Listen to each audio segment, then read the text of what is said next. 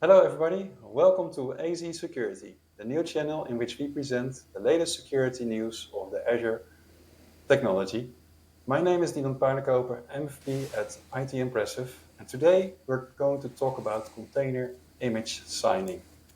With us, I have Wesley Haakman. Wesley, welcome.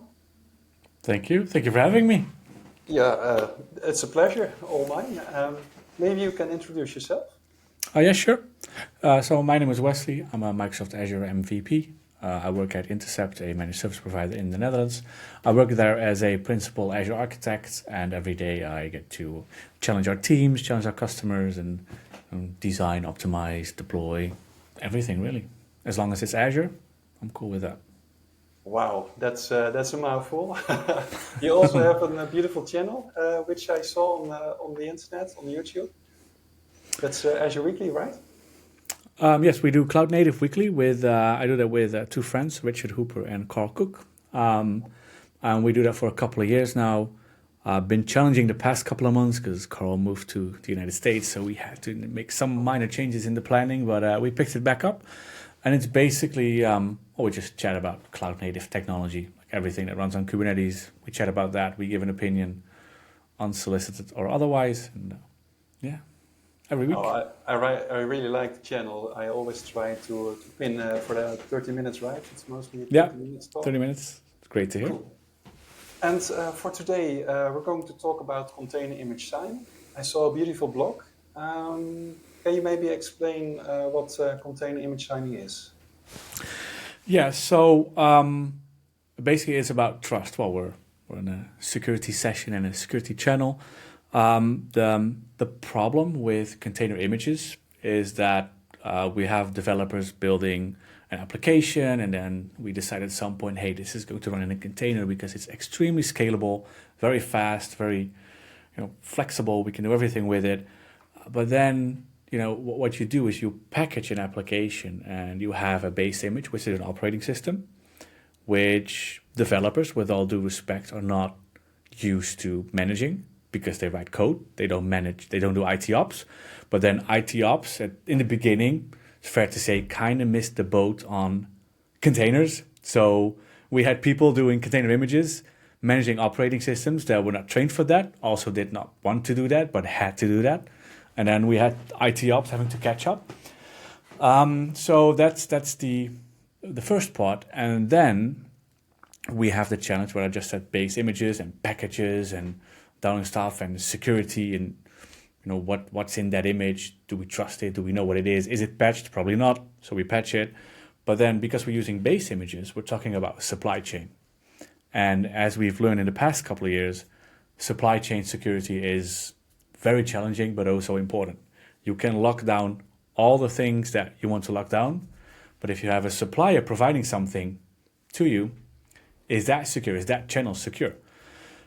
You want to scan that, you want to verify that, and then you want someone to put the approval in saying, hey, this container image, I trust that. I know what's in there.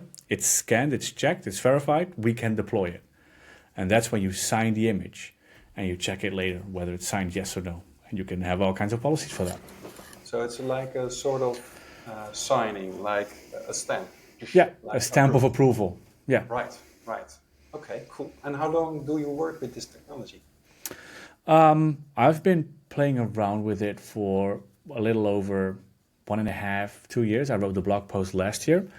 The reason why I started doing it is because, the background. I have an IT ops background. I work with software companies, I work with developers, and it started with I see an Azure Container Registry, Defender enabled, obviously, and then this bigger list of vulnerabilities. And then he went to patch them, but hey, do you even want to deploy them? Have you checked? And then over the past couple of years, security became a more and more important topic, as you may know. Yeah, I totally agree. So now you can get the story of supply chain security to the boardroom and say, you need to invest in this. So I decided I'm going to invest time in it because we can lock down our clusters. But if someone through a backdoor knows, hey, you're using Nginx as an English controller, that's cool, but we cannot hack you. What if we try compromise the Nginx repository where your image is built that you're using? Maybe maybe we try that. So I started doing that a little over 2 years ago, or 1.5, 2 years ago. And what I did was I started with the whole process from building a container to deploying it and all the security steps, and signing was a part of that. Nice, nice. And as I read in your blog, it's also verifying basically that the image is from your company, right? Yeah. It's not somewhere publicly, somewhere on GitHub or Docker Hub or somewhere else, right? Yeah, because you can decide which certificate and which signature you trust. You can put it in your own key vault or a third-party solution, but as long as you know that the signature comes from you or from your teams, then you can decide, I want to deploy it or I just want to check it. Right. So the use case more or less like I want to have the verification security-wise and know that they are owned basically by your company. Yeah. Are there specific disadvantages that you experienced in the last 1.5 years?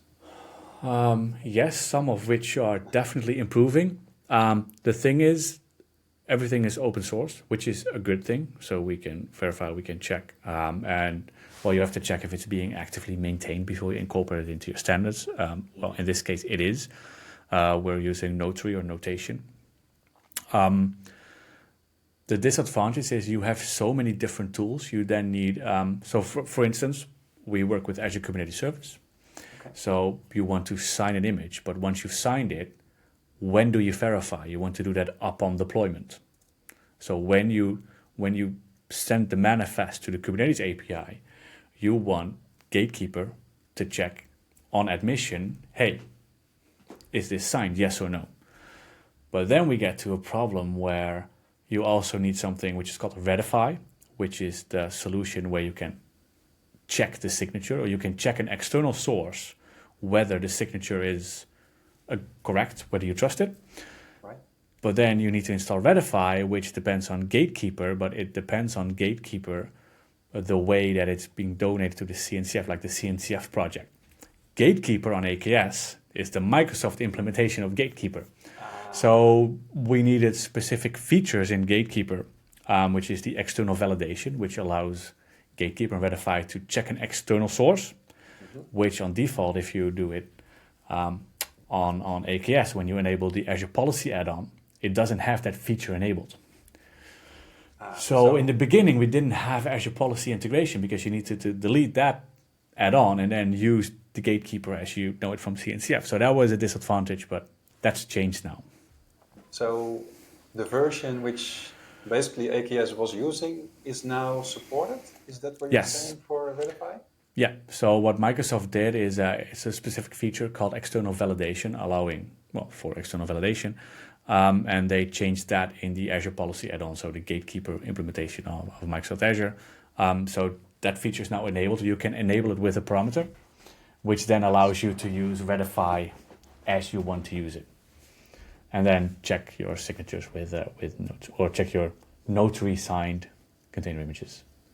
That's a beautiful option indeed. Okay, cool. Well, a lot of things is explained. Do you maybe also have a demo to show us? I want to show you what it looks like in the Azure portal. And then also what I'd like to show is, where were we 1.5 years ago in 2023, I think it was, yeah.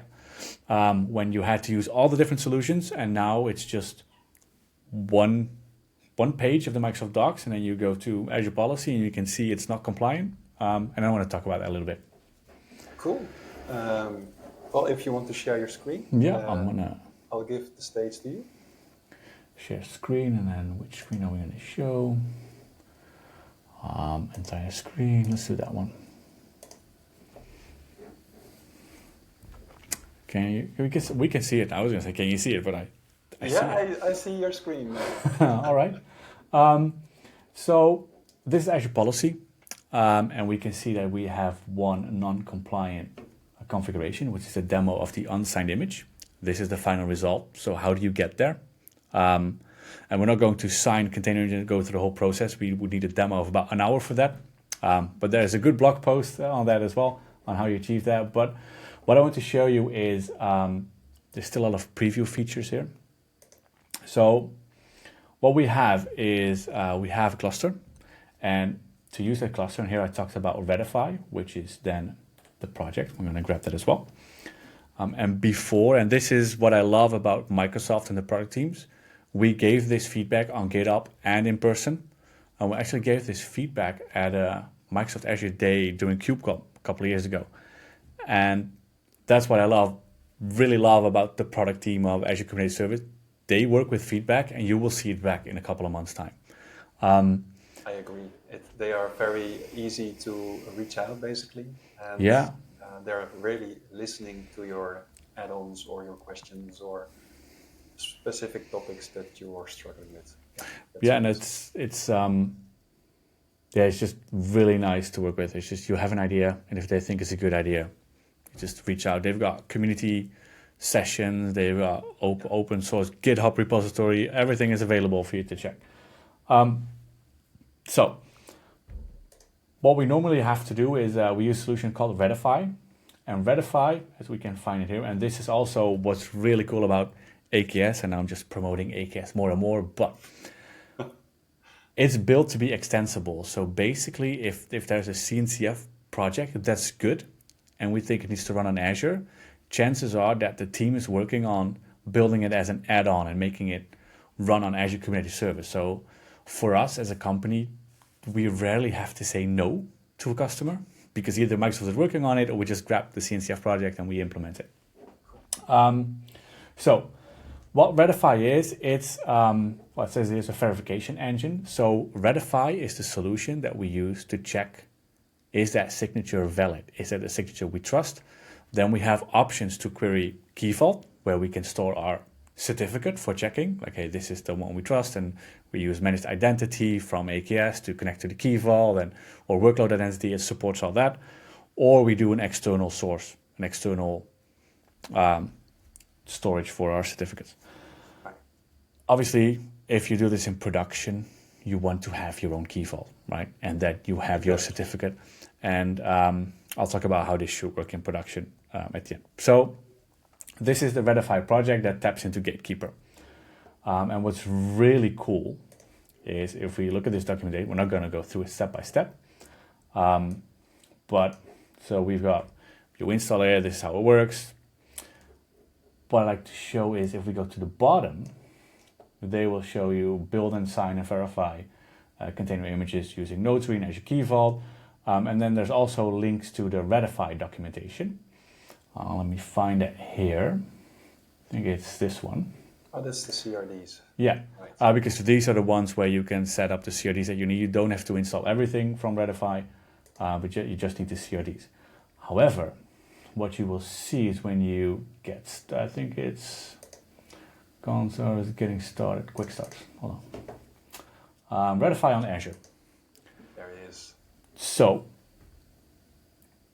what I really like, and this is the ecosystem, the variables used in this example, obviously you have to set some specific for what you're going to do here. This builds on top of this Microsoft documentation. So if you're doing this and you have your variables already configured, you can just click on the link, you go to installing Redify, and you already have a lot of these variables because the documentations, they match. Nice. I like how it was a first for me, but I like how that's very beautiful. Yeah, indeed. Yeah, makes it easy to adapt, right? Yes. And this is still if you want to do it yourself. This is before the Azure policy. So Azure policy is the way you check it. Image integrity on Azure is the feature that we enable to automate all of this. Last year, when I wrote my blog post, you had to go through all of this. Wow. You had to install all of this. And you had to do that after you did all of this. But then if you're doing all of this, it also says, hey, we have a requirement that you have a Kubernetes cluster with workload identity. Here's another link. So you had like 4 or 5 pages you had to go through to configure this. If we go back to your question, what was the disadvantage? That. Because if you already, certificates and That's great. signing and all that, that's already a pain. I mean, if something is broken, please let it not happen. If something is broken at a customer, it's either DNS or it's a certificate. Or certificates. It's always the bloody certificates. Yeah. I And with totally this, yeah, there's always a problem with this. The answer no longer has to be it's a certificate because we can automate this. So what Microsoft then did based on feedback is they built something called image integrity. And image integrity basically configures Gatekeeper and Redify. Not the CRDs, you still need to install the CRDs. I think that will come in the future, but this is still preview. It will configure everything you need, and then you can just get started. And That's lovely. that saves you hours of work. And well, I'm saying hours because if you start clicking and you do all that, then you're missing a variable. And I mean, we work in IT, so we copy paste first and then we read later. I mean, that's what I do. So then it's not working, right? But now we can just enable it by enabling the feature. So, if I understand it correctly, you're going to rewrite your post in the near future. I'm going to rewrite my post once this goes GA and additional features have been added. Because then, and that's also the benefit of using add-ons. If you do Redify like I did in my blog post, then you have to maintain Redify. If there's a new version, you have to update the Helm chart. If you do the add-ons like Microsoft recommends when they have add-ons for Kubernetes, I mean, you update Kubernetes cluster, everything updates for you. It's With not the a big right deal anymore. versions. Yeah. And then it's basically supported by Microsoft if there is an error or Yeah. a problem or that kind of stuff. It's really tested, right? It's really, really tested. So this is the problem that we had when the add-on didn't exist yet, or this didn't exist. The gatekeeper could not access external resources for the validation. So that's the external, and I think it says it here, AKS Azure Policy External Data. That's the feature that we need for this. So once we do that, then we store a certificate in a certificate store. We do that on the cluster, but that can also be in Key Vault. In production, you want this to be in Key Vault. You just want it to go, hey, go to Key Vault. That's where my Where your certificate is. lies. Yeah. Yeah. And then we have a definition of the store. In this case, that would be Key Vault and some stuff in Azure Container Registry. And then we have a verifier, which, well, we tell it, hey, you can use this certificate to verify upon admission. And Now, are there specific requirements for the certificate, or is it just a normal certificate? Can I bring my own CA certificate, for instance? you can do your own CA or you can do public ones. You have, it's your choice. You can do self-signed, you can do your own magic. So if you already have, let's say you're an enterprise, you already have a very advanced certificate or what is it, PKI? PKI, yeah. PKI, yeah. In old Dutch, school. it's something else. Yeah. It's, but you have, if you already have that, you can obviously leverage what you already have there and make sure that everything is issued by yourself. It depends on to what degree you want to do that. Now, this is also deploying it manually, and then you have a certificate that's signed, basically with the notation. Let me see, did we have that here? With notation, we have another command line tool called Notation from the Notary project. And what that does is grab the certificate from the Key Vault, sign the image with it, then push it to Azure Container Registry, and then Redify and Gatekeeper will check the Key Vault for the certificate. Hey, is that the certificate? Okay, well, you can deploy. Now, second disadvantage, but also show you in the Azure portal. Well, before that, how you want this to run in production is you have a pipeline, you have a team that's like, hey, you build software, that's amazing, push it to the repo, we will build the container image. Because what we want to do is, and there's a whole series of blogs in that blog post, we want to build with the latest base images. We want to know that they are secure, no vulnerabilities in it. So in our pipeline, the next step should be something like Trivy for scanning our container image. Is everything secure? Yes. Next step, we sign it. No, we use something, either we fail the build and go back, hey, this needs to be updated in a Docker file or in the code, or we use something because we really needed to push it to production, the customer is waiting. We use something like Copacetic, also a project donated to the world by Microsoft. Microsoft built this. It comes from the open source incubation team at Microsoft. Okay. And Copacetic is a solution that can patch container images without rebuilding the container images. So it really pulls apart the image, the layers of the image. It's like, hey, I'm patching this, patching that. Tag it again, and then can push it again to Azure Container Registry. Now, that was also a year ago that I wrote about that. Last year, Microsoft released Copacetic as part of Azure Container Registry. So ACR can do that for you as well. But my point is, you have multiple steps. You want to build, you want to have the latest of everything, make sure it's not vulnerable.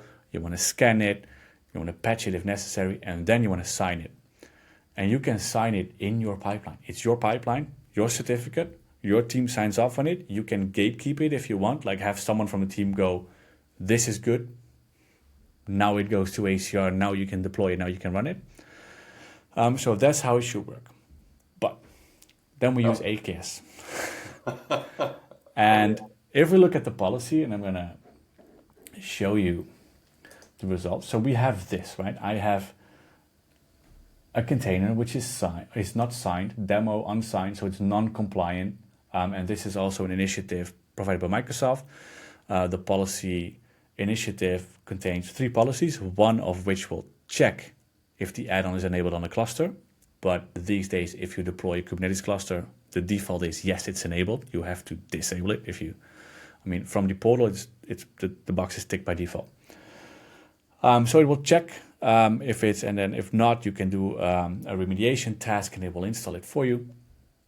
And then the other one is where it will check if you have images running. So this one is set to audit only. Why do you want to start with audit only and not go full-blown verify and start denying everything? If I look here, we can see that it's non-compliant because the signature is very blah, blah, failed to verify because the certificate is not correct. There's no certificate. If we look at the policy itself, so if we go to the assignment, and we have it here, and then we have the effect audit. What you can see here is namespace exclusions. Because what is running on AKS or Kubernetes by default, the components that you need, in this case, stuff in the gatekeeper system and other default namespaces, they do not contain signed images. So if So basically, you have to exclude the namespaces. Yes. All the components make it, which you get basically use, right? Yeah, because if I look at this kube system, gatekeepers, these are not signed. So let's say I don't put it on audit, but I put it on a deny effect. And I don't have the exclusion. Now the policy initiative that you can use by default, it has these exclusions by default. But if it doesn't, then that basically means by enabling that policy and sending it to deny, you're killing your cluster. It will stop working. Yeah. Because you cannot, these components, you kind of need them. If you don't have them, that's the problem. It feels like, I don't know if you worked with network policies in Kubernetes, in AKS or other distro. Yeah.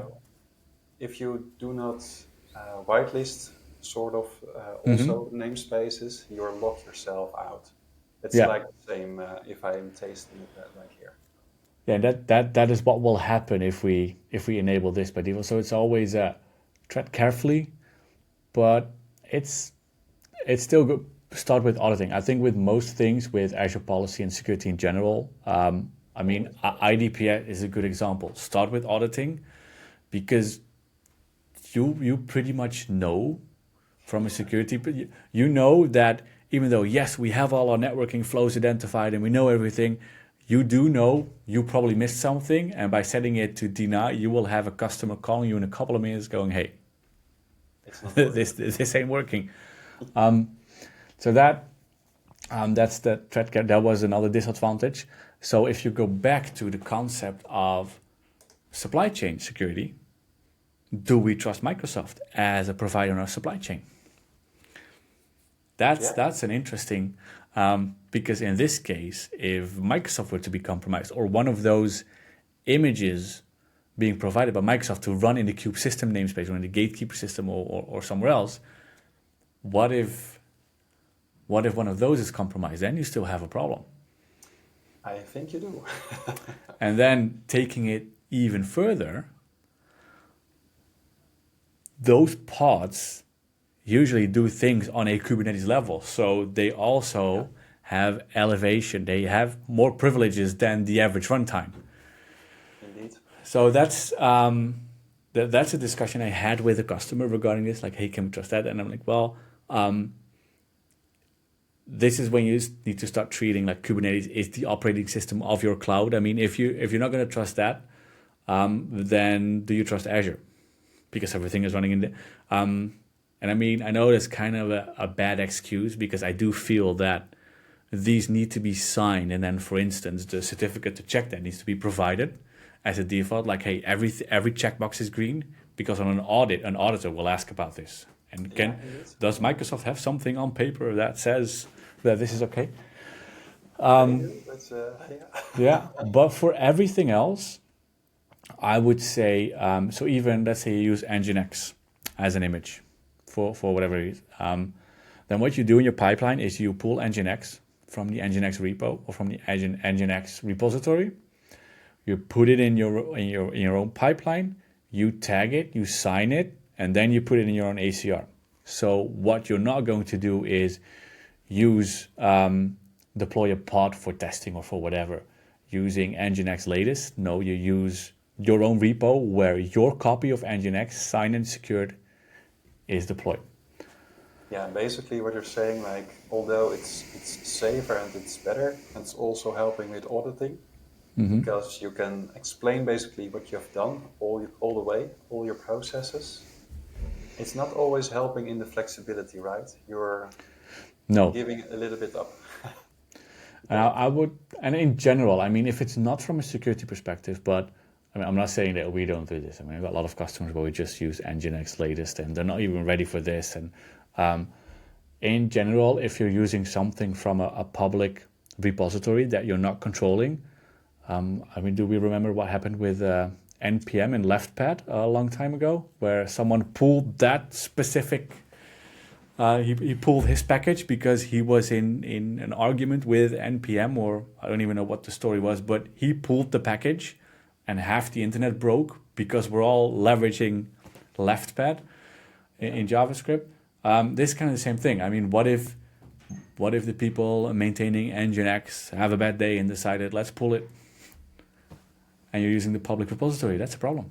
You must always be careful, and it's your own responsibility, right? I mean, it is still open source mostly, and there are specific tools that also scan within your container images, which you pull down on license perspective, but also on vulnerabilities. So always you have to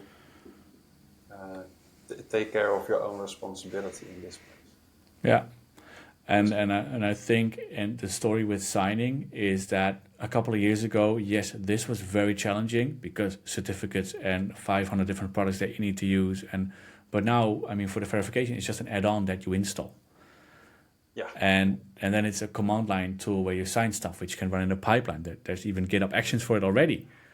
So there is, the excuse used to be, this is so insanely complex. If it's built and the person who built it leaves, we don't know what to do. And now it's very easy to set up. And if you look at what Microsoft is doing and the amount of time and money they invest in supply chain security for containers, it's insane. So this will only get better. That we're getting to a point where if you're not doing this as a standard, then that's a problem. Because, I mean, security, the challenges are only going to become bigger, and hackers get smarter. So it's sort of a layering basically. If you're looking to your Kubernetes security, it's each time an extra layer in your defense. and this one it's it will be more how do you say that, important in the next couple of years, I guess. Yeah. Yeah, definitely. All right, All right. cool. That's a beautiful story that you have told. Thank you very much. I think we have a lot of interest for people who will look later to this video. But thank you very much for your time and for your effort. I also put in the link so people can look to your blog, and also for the other links that you have shared. So I want to thank you very much for your time. Thank you. And for all the explaining. It was quite a lot. Yeah. I mean, if anyone ever wants to chat about this or has any questions, I'm always happy to share the story about supply chain security because it's important. Yeah, definitely. I also see it on my working experience. A lot of organizations are shifting basically from the shift left approach.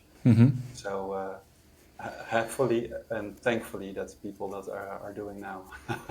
And the tools are really helpful nowadays. That's very amazing. I hope I can ring you another time for another specific topic. Maybe Always. we have something else on the security with Kubernetes. And I also know that it's soon KubeCon in London this year. Yeah. So hopefully we see each other there. Definitely And, going. Yeah, I wouldn't expect otherwise. So All right. looking forward to meet you in person again. Yeah. And Likewise. yeah, let's round up. I don't know if you want to add something. No, I think it's great that you started this initiative. I mean, it's good. All right. Then I would say thank you once again, everybody, for listening. Hopefully you have learned a lot, and otherwise just ping us or leave something in the notes, and then we'll come back to you. Thank you very much. Thank you.